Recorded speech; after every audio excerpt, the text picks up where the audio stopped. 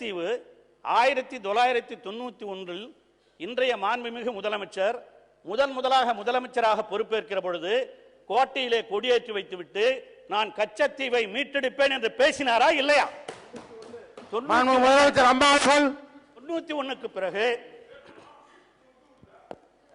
மாண்புமிகு பேரவைத் தலைவர் அவர்களே, இந்த கேள்வியை கேட்பதற்கு திமுக உறுப்பினர்களுக்கு எந்த விதமான அருகதையும் கிடையாது.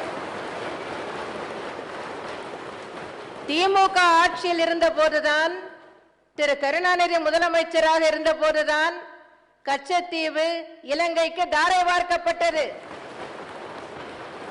1974 1976 அப்போதைய மத்திய அரசு இந்த ஒப்பந்தங்களை செய்து கொண்ட போது அவர்களுடைய தலைவர் அன்றைய முதல்வர் என்ன செய்து கொண்டிருந்தார்?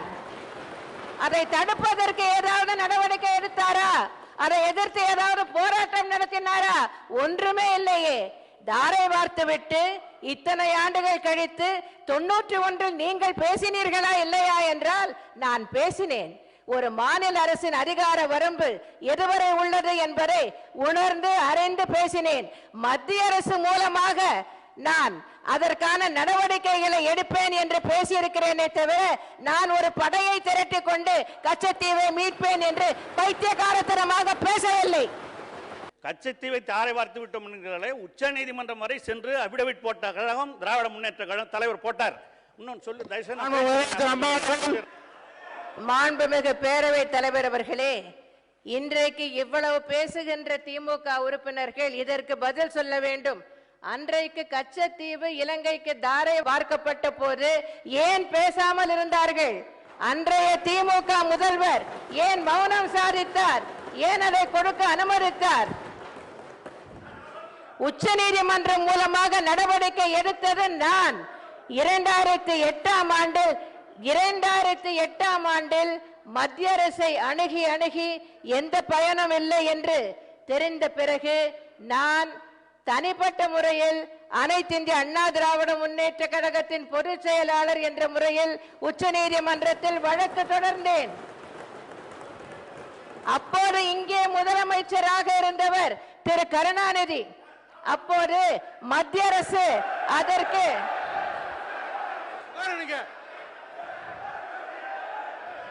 கச்சத்தீவை பற்றி இவருக்கு என்ன தெரியும்? மாண்புமிகு பேரவைத் தலைவர்களே, எதிர்கட்சியினர் எவ்வளவுதான் கூச்சல் போட்டாலும் உண்மைகளை மறைக்க முடியாது. கச்சத்தீவு தாரை வார்க்கப்பட்டதற்கு திமுக தான் காரணம். அன்றைய முதலமைச்சர் திரு கருணாநிதி தான் காரணம். இன்று மீனவர்கள் படும் அல்லல்களுக்கெல்லாம் சகித்துக் கொள்ளும் இன்னல்களுக்கெல்லாம் காரணம் திமுக தான். அதை எத்தனை கூச்சல் போட்டாலும் மறைக்க முடியாது. 2008 ஆண்டு நான் உச்ச நீதிமன்றத்தில் வழக்கு தொடர்ந்த போது அப்போது மத்திய அரசின் சார்பில் அதற்கு கவுண்டர் அஃபிடவிட் ஃபைல் செய்யப்பட வேண்டும். அதே போலவே உச்ச நீதிமன்றத்திலிருந்து தமிழக அரசுக்கும் நோட்டீஸ் அனுப்பப்பட்டது. தமிழக அரசும் ஒரு நோட்டீஸ், அங்கே ஒரு கவுண்டர் அஃபிடவிட் அங்கே ஃபைல் செய்ய வேண்டும். அந்த நேரத்தில் திரு கருணாநிதி அவர்கள் என்ன சொன்னார் தெரியுமா? மத்திய அரசு என்ன அஃபிடவிட் ஃபைல் செய்கிறது என்பதை பார்த்துவிட்டு அதன் பின்னர் தமிழக அரசின் அஃபிடவிட்டை ஃபைல் செய்யலாம் என்றார். இதுதான் கச்சத்தீவை மீட்கும் லட்சணமா? அந்த உணர்வாவது திமுகவிற்கு இருக்கிறதா? அன்றைய தினம் மத்திய அரசு என்னுடைய வழக்கை தூக்கி எறிய வேண்டும். கச்சத்தீவை மீட்க முடியாது, ஏற்கனவே செய்து கொண்ட ஒப்பந்தங்களை ரத்து செய்ய முடியாது, அது முடிந்து போன பிரச்சனை என்று உச்ச நீதிமன்றத்தில் கவுண்டர் அஃபிடவிட் ஃபைல் செய்தது. அதே ரீதியில் தான் தமிழக அரசும் அன்றைய தினம் கவுண்டர் அஃபிடவிட் ஃபைல் செய்தது என்பதை இந்த நேரத்தில் சுட்டிக்காட்ட விரும்புகிறேன். இதற்கு மேல் இதை பற்றி திமுகவினருக்கு பேசுவதற்கு அருகதை இல்லை என்று மீண்டும் அறுதியிட்டு உறுதியாக கூறுகிறேன். क्या मिक्सर ग्राइंडर से हमारे को रोजगार मिलेगा? क्या मिक्सर ग्राइंडर देने से या कोई और आकर कहेगा फ्री में ये ले लो?